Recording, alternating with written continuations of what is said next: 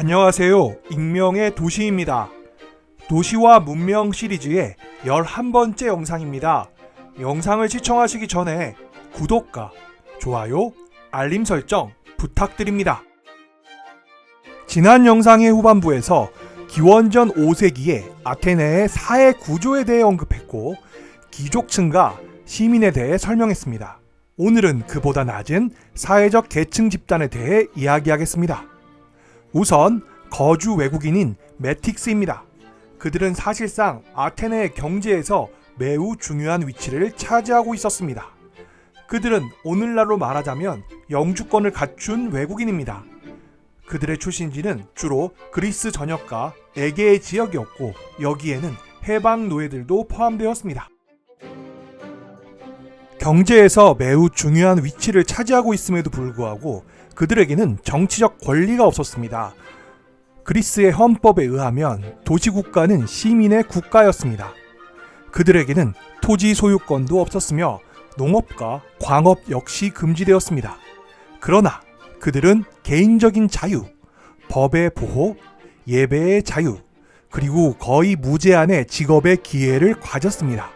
그들 중 65%가 아테네와 피레아스에 거주했습니다. 모든 종류의 산업에서 그들은 최고였습니다. 아테네의 정치 경제를 살펴보면 매우 기본적인 노동의 분화가 일어나는데 거주 외국인과 노예들이 경제를 운영하고 시민들은 정치를 맡았습니다. 그들은 큰 사업에서 그들의 족적을 남겼습니다. 거주 외국인들 중 가장 부유한 이들은 선박 소유자, 선박 저당 계약 대출자, 그리고 곧 은행가였습니다. 그들은 유동 자산의 대부분을 통제했습니다.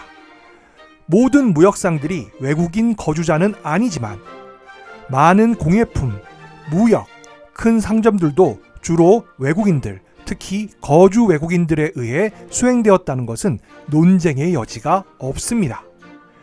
상업에 있어 그들의 업적에 대한 평가를 들어보면 그들의 예리함과 에너지는 놀랍다.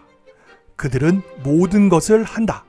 거주 외국인들은 석공의 작업 및 회반죽을 제거하고 목재 무역, 목재 건설 및 거친 목공을 포착하고 금속 작업과 모든 보조 작업들은 그들의 손에 있고 그들은 의류산업, 색상과 광택제 그리고 모든 작은 무역을 간략하게 보유하고 있다.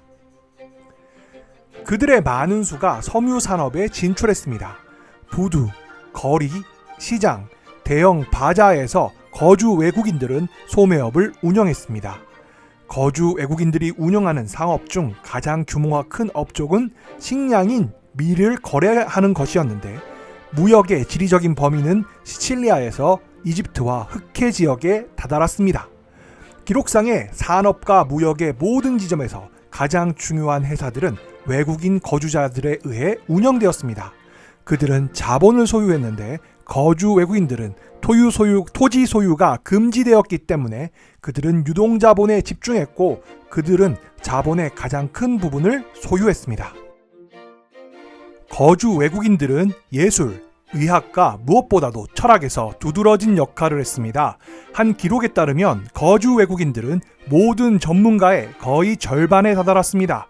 그리고 예술은 산업과 별개의 것이 아니었는데 기능공들이 예술가가 되었기 때문입니다. 거주 외국인은 지적인 능력이 요구되는 전문적인 직업에서도 지도적인 역할을 했습니다. 많은 의사들과 과학자들 중에서도 거주 외국인들이 있었습니다. 예를 들면 의사인 히포크라테스와 천문학자인 파이에이노스가 대표적인 인물 중에 하나입니다. 우리들에게 역사가로 알려져 있는 헤로도투스 역시 거주 외국인이었습니다. 아테네 시민이었던 소크라테스 이전과 플라톤 이후에 아테네에서 활동했던 대부분의 철학자들은 거주 외국인이었습니다. 많은 소피스트 역시 거주 외국인들이 많았습니다. 결국 아테네는 동부 지중해 전체의 지적인 자원들을 그들의 도시로 끌어들여 유럽 최초의 국제도시가 되었지만 그들의 압도적인 지적인 성취는 거주 외국인들에게 빚을 지고 있는 셈입니다. 아테네의 거주 외국인들은 이후의 시기에 빈과 런던, 뉴욕, 로스앤젤레스 및 다른 여러 장소에서의 유태인의 역할을 한 셈입니다. 여러분들도 잘 아시는 것처럼 아테네는 직접 민주주의의 상징으로서 알려져 있습니다. 그럼에도 불구하고 역설적인 사실은 이 아테네라는 도시는 노예의 노동에 의존했다는 것입니다. 이와 관련한 추정치가 다양하지만 황금기의 아테네는 대략 8만에서 10만 명의 노예를 소유하고 있었습니다. 다시 말해 시민 1명당 평균 1.5명의 노예가 존재했으며 노예의 수는 당시 아테네 전체 인구의 약 4분의 1에 달했습니다. 당시 일부 노예들은 국가에서 고용했지만 대다수의 노예는 개인의 소유였습니다. 그들의 주된 역할은 빵 굽기, 요리, 옷 만들기와 환자, 간호에서 집의 여주인들을 도와주는 각종 가정 서비스를 도맡았습니다. 귀족이 아니어도 약간의 경제적 여유가 존재하면 자유인들도 집안일을 위한 노예와 노예 여성을 소유했습니다. 그리고 많은 작업장에서도 노예들은 많은 일들을 담당했는데 이는 일종의 산업 무산계급자의 역할을 수행했습니다.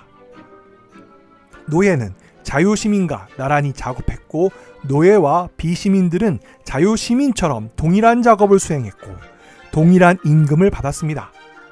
거의 모든 곳에서 노예는 자유노동의 보완제로서 간주되었고 사실상 가족의 구성원이었습니다.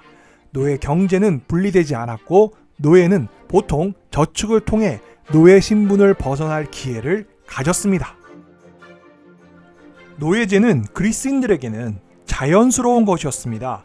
그리고 노예에 대해 그리스인들은 그들이 열등하다고 생각했습니다. 그리스인들에게 육체노동과 소매 상업은 매우 경멸스러운 일이었습니다. 그들에게 유일하게 존경받을 만한 직업은 공적인 일이었습니다.